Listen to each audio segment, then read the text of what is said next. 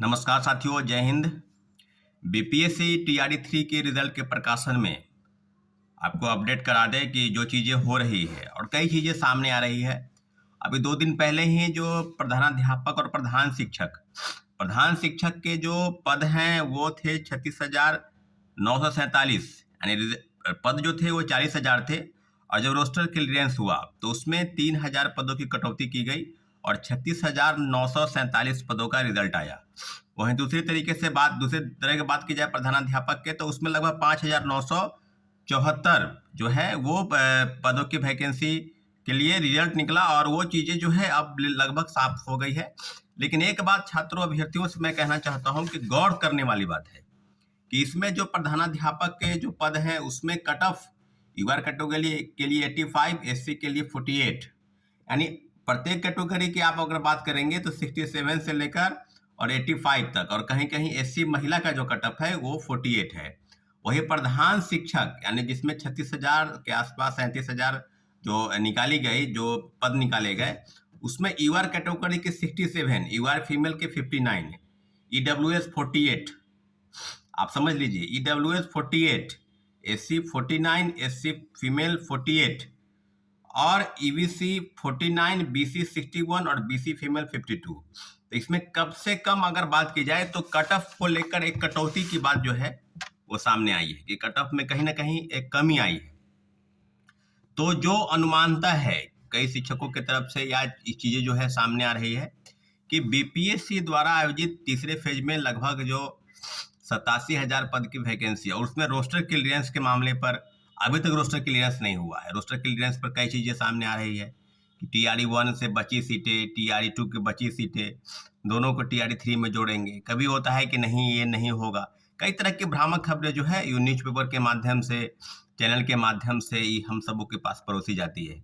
और लगभग देखिएगा टीआरई 1 और टीआरई 2 में, टीआरई 1 में जैसे ही परीक्षा हुई कुछ ही दिन, मुझे लगता है कि 10 या 12 दिन के बाद उसका जो है आंसर की बताना शुरू हुआ, आंसर की, प्रोविजनल आंसर की, फिर फाइनल आंसर की, रिजल्ट के प्रकाशन के पहले। और चीज़ें जो है बिल्कुल जल्द से जल्द होने लगा कि रिजल्ट निकालना है। टीआरई 1 में भी मतलब आनन फानन में, पता नहीं किस हड़बड़ी में थे, हड़बड़ी में थी तो सबको पता हो गया बाद में कि चुनाव था, क्रेडिट लेने की होड़ थी और क्रेडिट आज लिया भी जा रहा है। देखेंगे अभी कि तेजस्वी यादव ट्वीट कर रहे हैं कि हमने 17 महीनों में 5 लाख नौकरियों का सृजन किया, उसमें शिक्षक बहाली में ही लगभग 2,20,000 और 3 लाख का हमने सृजन कर दिया जो क्रियान्वित है और उसको बहाली के रूप में आगे परिणित किया गया।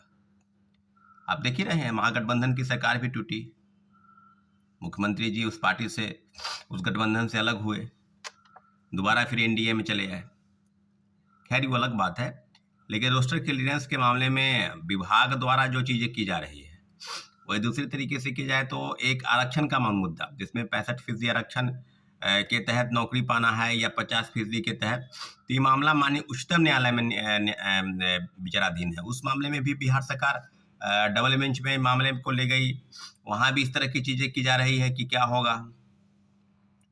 तो पूरी तरीके से बात की जाए तो कहीं ना कहीं कट ऑफ को लेकर एक संशय जरूर है। और कट ऑफ जो है अगर कम हुआ है, प्रधान शिक्षक और प्रधानाध्यापक के पद में कट ऑफ अगर की कटौती की गई, जहाँ की बात अगर टीआरई 1 टीआर 2 की बात की जाए तो लगभग कहीं 85 कट ऑफ, कहीं 90 तक, 95 तक कट ऑफ चले गए।